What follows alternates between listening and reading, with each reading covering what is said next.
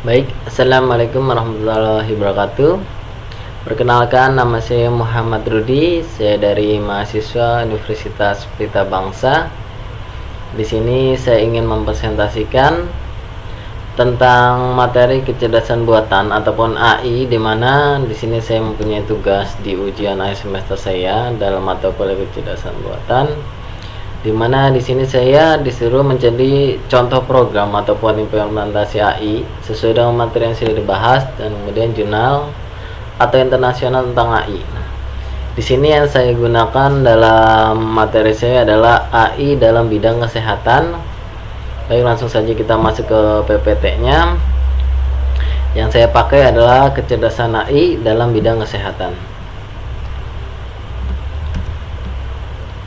Kecerdasan buatan atau disebut juga AI merupakan teknologi di bidang ilmu komputer yang mensimulasikan kecerdasan manusia ke dalam mesin atau komputer untuk menyelesaikan berbagai persoalan dan pekerjaan seperti dan sebagian dengan manusia, bahkan bisa lebih baik dari manusia. Kecerdasan buatan adalah kecerdasan yang ditambahkan oleh manusia ke dalam suatu sistem teknologi, diatur dan dikembangkan dalam konteks ilmiah, bentukan dari kecerdasan entitas ilmiah yang ada. Teknologi kecerdasan buatan yang dikembangkan untuk di bidang kesehatan, yang pertama adalah artificial intelligence, kemudian healthcare tracker, wearable dan sensor, kemudian ada virtual reality, dan yang terakhir ada augmented reality. Di sini ada manfaat penggunaan kecerdasan buatan di bidang kesehatan. Yang pertama, bisa meningkatkan akurasi analisa patologi. Seorang ahli bidang patologi, Jeffrey Golden, MD, menuturkan bahwa 70% dari seluruh keputusan medis dipengaruhi oleh hasil analisa patologi. Kemudian, akurat analisis patologi tersebut, semakin tepat juga keputusan penanganan medis yang dihasilkan. Kebutuhan tersebut dapat didukung oleh teknologi artificial intelligence yang mampu memberikan gambaran digital hingga ke tingkat piksel dengan hasil gambar yang lebih jelas dan dapat diperbesar. Kemudian medis dapat melihat hingga bagian-bagian terkecil yang selama ini sering luput dari penglihatan kasat mata. Dokter bahkan mampu memberikan prediksi atau potensi dan cepat lambatnya perkembangan sel kanker pada tubuh pasien. Hasil analisis yang akan sangat berguna untuk membantu tenaga medis merencanakan agenda penanganan kanker paling efektif pada saat itu. Kemudian, efisiensi beban rekam medis. Selain menjalankan penanganan atau perawatan terhadap pasien, petugas medis juga memiliki kewajiban untuk mencatat laporan atau rekam medis, sesuatu yang selama ini mengambil sebagian besar waktu kerja petugas medis. Dapat dibuat lebih efisiensi dan teknologi AI.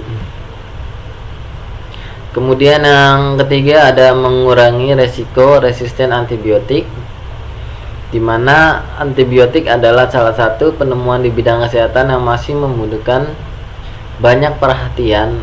Masalah resistensi antibiotik pada pasien dapat menjadi sangat serius, bahkan sehubungan dengan nyawa. Penggunaan obat yang berlebihan berpotensi menyebabkan evolusi yang tidak diharapkan, yang pada akhirnya membuat tubuh pasien tidak lagi merespon pengobatan. Pengembangan teknologi AI di bidang ini menjadi sebuah kabar baik yang memberikan perubahan cukup besar. Alat dengan artificial intelligence dirancang mampu mengidentifikasi pola infeksi dan melakukan pemantauan ketat pada pasien sebelum gejala yang lebih serius muncul. Manfaat penggunaan AI dalam bidang ini tidak dapat disepelekan. Akurasi yang meningkat secara signifikan membantu memberikan peringatan yang lebih cepat bagi tenaga medis untuk melakukan pengendalian infeksi. Kemudian ada pengembangan alat radiologi. Meskipun bidang radiologi sudah banyak mengandalkan mesin MRI, CT scan, dan X-ray, Namun pada beberapa kasus tertentu, pengambilan sampel jaringan fisik pasien masih diperlukan, sesuatu yang sebenarnya perlu diminimalisir karena berpotensi menimbulkan infeksi pada tubuh pasien.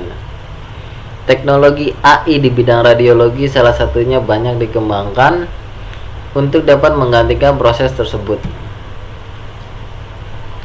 Dan di sini ada dampak positif dan negatif AI di bidang kesehatan. Yang pertama, positif pada bidang kesehatan, penerapan AI sangat membantu tenaga medis untuk mendiagnosis penyakit yang dialami oleh pasien melalui gejala-gejala yang dialaminya. Bahkan dapat juga menyediakan jenis obat yang cocok untuk pasiennya. Contoh, program pendeteksi penyakit jantung koroner ataupun penelitian dilakukan dengan meneliti detak jantung pasien. Dan di sini ada dampak negatif, di mana dengan adanya AI, semua pekerjaan manusia dapat digandungkan. Dengan adanya hal itu dapat menambah jumlah pengangguran. Yang pertama, adanya spam email. Kemudian manusia akan menjadi malas dalam melakukan sesuatu karena banyak pekerjaannya sudah digantikan oleh AI. Kemudian untuk para ilmuwan yang terlalu terobsesi dengan AI dapat menyebabkan stres atau bahkan gila karena kekhayalan yang terlalu tinggi untuk membuat sebuah produk AI yang menyamai kecerdasan buatan manusia. Dan di sini ada contoh AI di bidang kesehatan. Yang pertama ada konsultasi digital. Aplikasi ini seperti Halodoc menggunakan AI untuk memberikan konsultasi medis berdasarkan riwayat medis pribadi dan pengetahuan medis umum. Pengguna melaporkan gejala mereka ke dalam aplikasi yang menggunakan pengenalan suara untuk membandingkan dengan database penyakit. Babel kemudian menawarkan tindakan yang direkomendasikan dengan mempertimbangkan riwayat medis pengguna. Dan di sini ada yang kedua contoh dari AI dalam bidang kesehatan, yaitu perawat virtual. Sensely startup telah mengembangkan Molly, perawatan digital untuk membantu orang memantau kondisi pasien dan menindaklanjuti dengan perawatan di antara kunjungan dokter. Program ini menggunakan pembelajaran mesin untuk mendukung pasien yang mengkhususkan diri dalam penyakit kronis yang memberikan informasi kesehatan dasar dan saran untuk orang tua dari anak-anak yang sakit.